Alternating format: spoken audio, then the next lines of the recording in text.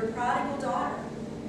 I was a bit worried because, as we all know, Franklin, Pennsylvania is not an especially tolerant town, nestling as it does in this beautiful, hilly region, so rich in oil and old-line Republicans. During the oil boom of the last century, plenty of our people made lush fortunes and equally lush scandals overnight.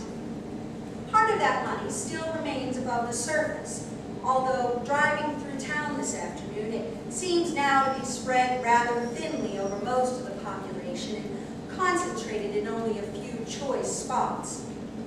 As for the scandals, well, they've all been decently buried by well-behaved descendants, and it would take a braver dog than I to dig up those juicy old bones.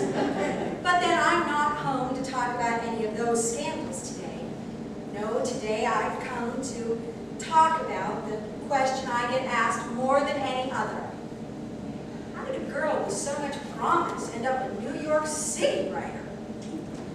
Well, ironically, you good people are to blame for my fall from grace, as the seeds of my career in letters was sown right here in Franklin, even as I was a child. I'm thinking here of my girlhood friend, Paige Campbell. Paige was more literal-minded than my brother or I when it came to playing games. Once, when we wanted to play mailman, my brother and I, in our simple way, were contentedly delivering make-believe letters to each other, until Paige came over. You gotta have real letters, she said. Even when I produced torn-up scraps of paper, she wasn't satisfied. Real, with envelopes.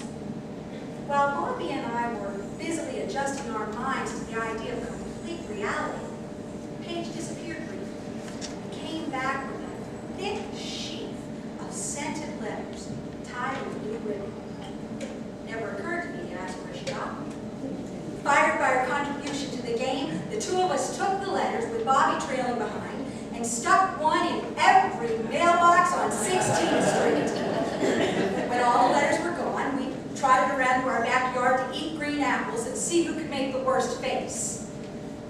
Of course, it was Paige's mother who made the worst face of all when flustered neighbors began dropping in to return the letters we had delivered.